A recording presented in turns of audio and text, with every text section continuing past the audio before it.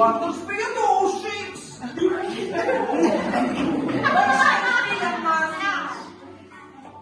Kad viņi nonāca pie vistas mājas, tad dūšīgais sniegavīrs teica: Tagad Gungošu vēsts varbūt man paveiksies.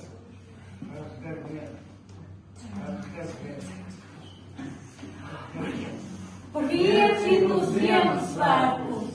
Mēs atnācam ciemos pie jums. Es jūs nevaru